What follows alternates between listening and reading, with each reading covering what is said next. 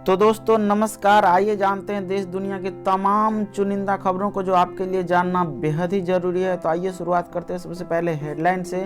Corona vaccine की बात करें तो भारत में कहां और कैसे मिलेगी कोरोना वैक्सीन, सरकार ने जारी की गाइडलाइन। किसान आंदोलन में पीएम मोदी बोले किसानों को गुमराह करने की कोशिश कर रहा है विपक्ष।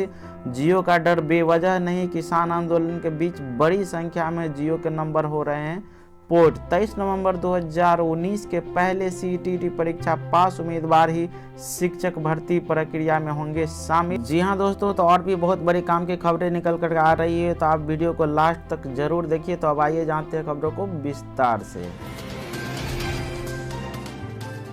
कोरोना वैक्सीन की बात करें तो भारत में कैसे और कहां मिलेगी, सरकार ने जारी की गाइडलाइन। आपको बता दें दोस्तों, कोरोना वैक्सीन का टीका भारत में लोगों को किस प्रक्रिया के तहत और कैसे लगाया जाएगा, इसे लेकर केंद्र सरकार ने दिशा निर्देश जारी कर दिए। समाचार एजेंसी पीटीआई के अनुसार केंद्र सरकार ने विभिन्न निर्देशों में से एक निर्देश यह है कि प्रत्येक दिन हर सत्र में 100 से 200 लोगों को टीका दिया जाएगा, जिसके बाद आधे घंटे तक उन लोगों पर नजर रखी जाएगी कि किस पर इसके प्रतिकूल प्रभाव पड़ रहे हैं। इसके अलावा एक वक्त पर सिर्फ एक व्यक्ति को टीके के लिए सेंटर के अंदर की अनुमति दी जाएगी। राज्यों को जारी किए गए दिशा निर्देशों में कहा गया कि टीका लेने वाले लोगों और कोरोना वैक्सीन की ट्रैक करने के लिए digital platform Covid vaccine intelligence network system का इस्तेमाल किया जाएगा। टीकाकरण वाली जगह पर सिर्फ पहले से पंजीकृत लोगों को ही टीका दिया जाएगा ताकि प्राथमिकता तय की जा सके। उसी समय पंजीकरण का कोई प्रभाव फिलहाल नहीं किया गया है। इसके साथ ही बात करें तो राज्यों को दिशा निर्देश दिए हैं कि वो सबसे पहले यह चिन्हित कर ले कि किस राज्य के जिले में कौन सा वैक्सीन निर्माता वैक्सीन पहुंचाएगा, ताकि अलग अलग वैक्सीन आपस में मिल न जाएं। कोविड वैक्सीन ऑपरेशन गाइडलाइन के अनुसार वैक्सीन ले जाने वाले कोई कैरियर, शीशी या आइस पैक सीधे सूरज की रोशनी के संपर्क में न आए। इसके लिए सभी उपाय किए जाने चाहिए। वैक्सीन और अन्य द्रव्यों को कैरियर से तब तक नहीं निकाला जाएगा जब तक कि कोई शख्स टीका लगवाने के लिए वैक्सीनेशन सेंटर पर मौजूद नहीं होगा। अगली खबर की बात करें तो किसान आंदोलन पर पीएम मोदी बोले किसानों को गुमराह करने की कोशिश में लगा है विपक्ष। जी हां दोस्तों, आपको बता दें कृषि कानूनों के विरोध में जारी किसान आंदोलन के बीच प्रधानमंत्री मोदी ने कच्छ के कृषक समुदाय के अलावा गुजरात के सिख किसानों से भी मुलाकात की। प्रधानमंत्री नरेंद्र मोदी आज गुजरात के एक दिनी दौरे पर है। कृषि कानूनों के विरोध में जारी किसान आंदोलन के बीच पीएम मोदी ने कच्छ के कृषक समुदाय के अलावा गुजरात के सिख किसानों से भी मुलाकात की। प्रधानमंत्री नरेंद्र मोदी ने मंगलवार को गुजरात में कुछ परियोजनाओं का शिलान्यास भी किया। इस दौरान उन्होंने कच्छ में शिलान्यास कार्यक्रम में कहा कि कच्छ में आई नई ऊर्जा का संचार हो रहा है। प्रधानमंत्री नरेंद्र मोदी ने कच्छ में धारडो के किसानों और कलाकारों के साथ संवाद भी किया। मुख्य कार्यक्रम से पहले उन्होंने कच्छ के किसानों के साथ चर्चा भी की। भारत पाकिस्तान सीमा के पास बसे सिख किसानों को प्रधानमंत्री नरेंद्र मोदी से संवाद के लिए आमंत्रित किया गया है। कच्छ के लखपत तालुका में और इसके आसपास मिलाकर करीब 5000 सिख परिवार रहते हैं। जियो का डर बेवजह नहीं, किसान आंदोलन के बीच बड़ी संख्या में जियो के नंबर हो रहे हैं पोर्ट। किसान आंदोलन के बीच टेलीकॉम कंपनियों में जंग छिड़ गई है। रिलायंस जियो ने एयरटेल और वोडाफोन आइडिया के खिलाफ एमएनपी यानी मोबाइल नंबर पोर्टेबिलिटी को लेकर के टेलीकॉम नियामक ट्राई से शिकायत की है। हालांकि एयरटेल और वोडाफोन ने इस दावे को बेबुनियाद बताया है। आपको बता दें दोस्तों, किसान आंदोलन के बीच देश की 3 बड़ी दूरसंचार सर्विस प्रोवाइडर कंपनियों के बीच आरोप प्रत्यारोप का सिलसिला भी शुरू हो गया है।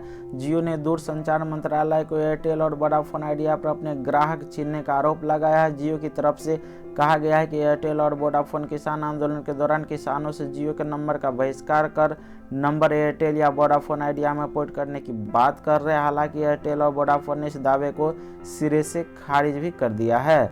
दिल्ली के टिकरी बॉर्डर पर ये नंबर पोर्ट का काम चल रहा है। दिल्ली के टिकरी बॉर्डर पर एक छाते के नीचे नंबर पोर्ट करने का काम चल रहा है। पड़ताल में हमने पाया कि जिस छाते के नीचे ये काम चल रहा है वो छाता वोडाफोन आइडिया यानी वीआई की तरफ से मार्केटिंग के लिए डिस्ट्रीब्यूटर को दिया जाने वाला छाता। इस छाते के ऊपर जो बैनर टंगा है उस पर एयरटेल का लोगो बना हुआ है और बैनर पर साफ तौर पर लिखा हुआ है कि किसान आंदोलन को सफल बनाते हुए जियो के नंबर का बहिष्कार कर अपना नंबर पोर्ट करवाएं। 23 नवंबर 2019 के पहले सीटेट परीक्षा पास उम्मीदवार ही शिक्षक भर्ती में होंगे शामिल। जी हां दोस्तों, आपको बता दें कि पटना हाई कोर्ट ने शिक्षक बहाली मामले में सुनवाई करते हुए बड़ा फैसला सुनाया है।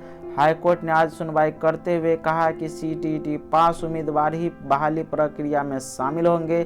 23 नवंबर 2019 के पहले हुई परीक्षा में पास उम्मीदवार ही शामिल होंगे। वहीं कोर्ट ने राज्य सरकार से नियुक्ति प्रक्रिया को तेज करने का दिशा निर्देश दिए हैं। पटना हाई कोर्ट ने सीटीईटी दिसंबर के केस को खारिज कर दिया। आपको बता दें कि दिसंबर सीटेट पास अभ्यर्थियों को इस शिक्षक बहाली प्रक्रिया में शामिल नहीं किया जाएगा।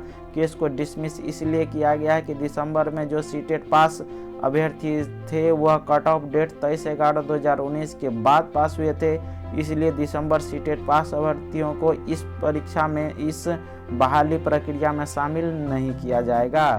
आपको बता दें दोस्तों कि बिहार में शिक्षक बहाली को लेकर 90,000 शिक्षक अभ्यर्थियों इंतजार में थे। अब उनका इंतजार खत्म हो गया है। कैंडिडेट्स को पटना हाईकोर्ट से क्लियरेंस मिल जाने के इंतजार बड़ी ही बेसब्री से था। शिक्षक बहाली को लेकर विभाग पहले से ही तैयारियों में जुटा है। उच्च न्यायालय से क्लियरेंस मिलने के बाद अब शिक्षा विभाग इन अभ्यर्थियों को नियुक्ति पत्र देगा। राशन कार्ड के नियमों में हुआ बहुत बड़ा बदलाव। 3 महीने तक राशन नहीं लेने पर राशन कार्ड सीधा हो जाएगा रद्द।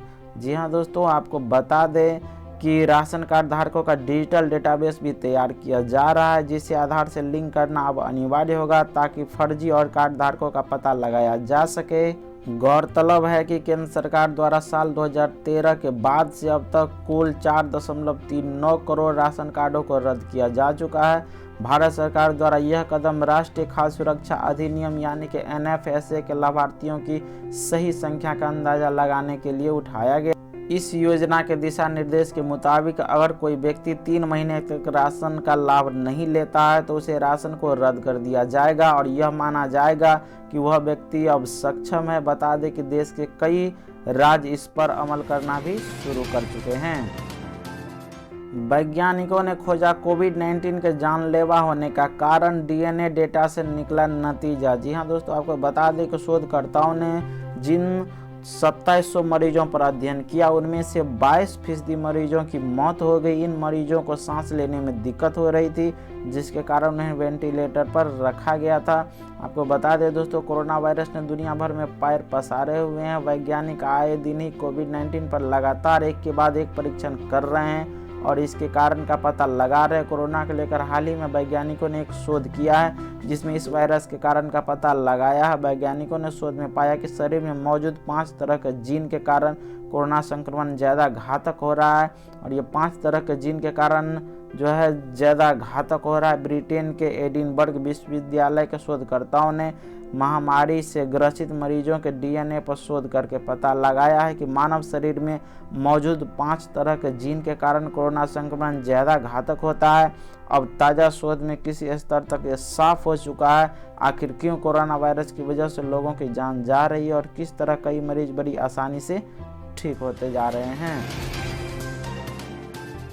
LED लाइट से हो सकता है कोरोना वायरस का खात्मा, रिसर्च में वैज्ञानिकों का दावा। पूरी दुनिया बीते 1 साल से कोरोना वायरस जैसी महामारी से जूझ रही है। ज़्यादातर देश इसकी वैक्सीन बनाने में जुटे हुए हैं। हालांकि अभी तक किसी भी देश को इसमें उम्मीद के मुताबिक सफलता नहीं मिली। ऐसे में एक अध्ययन में दावा किया गया है कि LED लाइटों के जरिए कोरोना वायरस को समाप्त किया जा सकता है। एक रिसर्च के अनुसार इस तकनीक को एयर कंडीशनिंग और वाटर सिस्टम में स्थापित किया जा सकता है। इसमें परावैंगनिक प्रकाश उत्सर्जक डायोड कोरोना वायरस को सफलतापूर्वक खत्म कर सकते हैं और यह बेहद सस्ता भी होगा। Journal of photochemistry and photobiology में प्रकाशित शोध में वैज्ञानिकों ने वायरस पर अलग अलग तरंगों वाले UV LED विकिरण की कीटाणु शोधन दक्षता का आकलन किया, जिसमें कोविड-19 वायरस पैदा करना वाला SARS-CoV-2 भी शामिल है।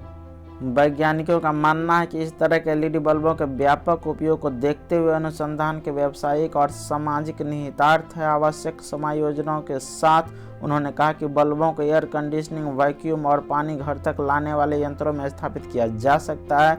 इससे बड़ी सतहों और खाली स्थान को कुशलतापूर्वक नष्ट किया जा सकता है। एक और बड़ा झटका, महंगा हुआ बगैर सब्सिडी एक और बड़ा झटका, महंगा हुआ बगैर सब्सिडी का रसोई गैस सिलेंडर। जानिए कितनी चुकानी होगी फीस। तो आपको बता दें दोस्तों, तेल कंपनियां हर महीने एलपीजी सिलेंडर के दामों की समीक्षा करती है।